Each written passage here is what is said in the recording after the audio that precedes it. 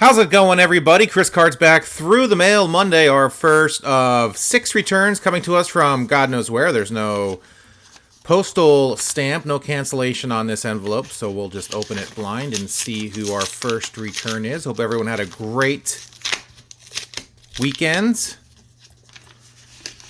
Rained here in Oregon, so we've got Doug Sisk.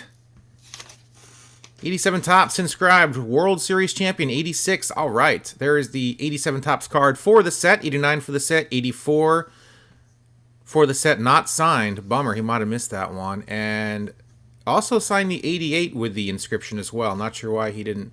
Might have just missed that one. Could have been stuck behind one of the other cards, but there you go, guys. 3 of 4 from Mr. Doug Sisk.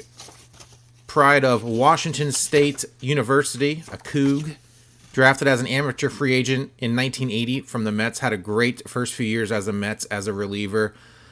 Then he had arm problems. 86 World Series champion, as I mentioned. 1 2/3 scoreless innings in that World Series. Pretty much mop-up duty in 87, 88. Fans turned on him for whatever reason.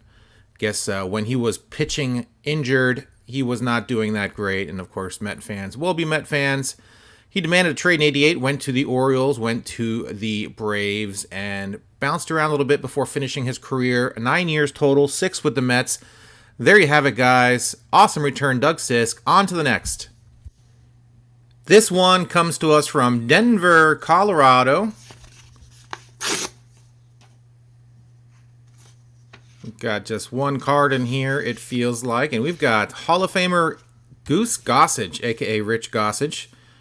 Goose got his nickname because his previous nickname was Goss, as in Gossage, and a buddy of his did not like it. He looked like a goose when he stuck his neck out to receive the signs from the catcher, so that's where the goose came from. And it stuck. There you have Goose Gossage, 22-year career, 7 of those with the Yankees, 5 of those with the White Sox. 2008 Hall of Famer, 310 saves. The Yankees and Goose Gossage popularized the setup closer role in the 70s with Ron Davis. Goose pretty much just had one pitch, a fastball, which was upwards to about 98 to 102 miles an hour with pinpoint accuracy. When you've got accuracy and speed, you don't really need more than one pitch. So there you have it, guys. Goose Gossage signs 1 for free, or it's $10 each. Your mileage may vary. Return number 3 comes to us from Phoenix, Arizona.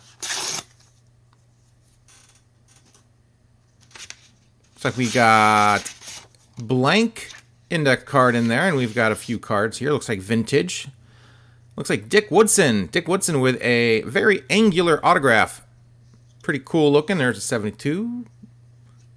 74 peeking out there. Very nice. All right, signed all 4 in blue Sharpie. Dick Woodson played just 5 short years in the bigs.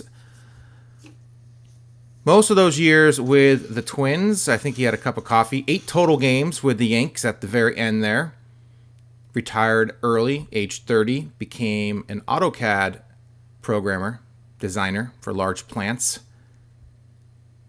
Became a successful businessman doing that, as well as developing his own barcoding software along with a programmer. So he did all of that stuff up until the age of 60, where he retired. He now plays golf, watches his grandkids, and reads a lot. So sounds nice. Sounds like a nice retirement for Mr. Dick Woodson. Very nice signature from him. And on to our 4th return. Next return comes to us from Santa Clarita, California. Mark Gubicza. All right. Mark Gubicza played almost his entire career with the Kansas City Royals. 13 years with the Kansas City Royals. His last year with the Anaheim Angels.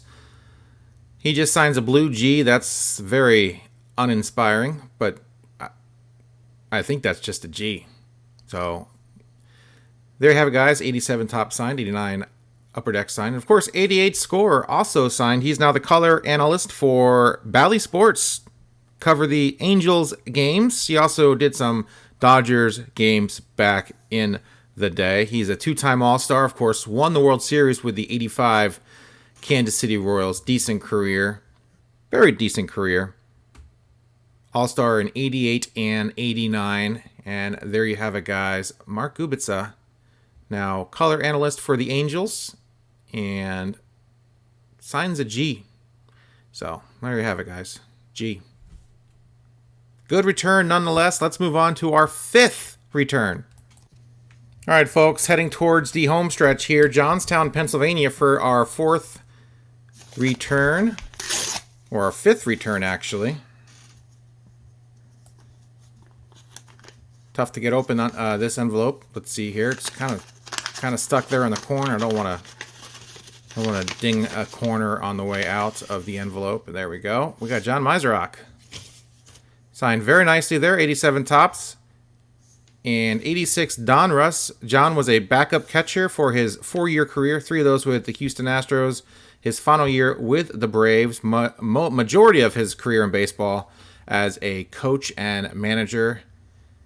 In fact, he had an interim stint in 2002 with the Royals. Managed a handful of games there. I think he's coaching in minor league ball right now, single A, the Clearwater Threshers. And there you have it, guys. John Mizerock did not inscribe my 87 tops. He was the first-round draft pick in 1979. But I got it back signed anyway, so success all around. There you go, guys. Let's move on to our final return of the day. Final return of the day from Los Angeles, California. So exciting. Who could this be? Who can this be now? Could be anybody. Blank index card. We've got, looks like Darren Reed. I see the name already. Darren Reed. Mr. March for the Mets. Snake bit his entire career by injuries. Great AAA hitter. Every time he got a shot in the big league, something bad happened to him. Mr. March, for his spring training prowess for the New York Mets, he loved hitting in Port St. Lucie between 88 and 91, 7 bombs, 28 RBIs, and a 337 average. He was awesome in spring training, but he was blocked by Kevin McReynolds and Darryl Strawberry.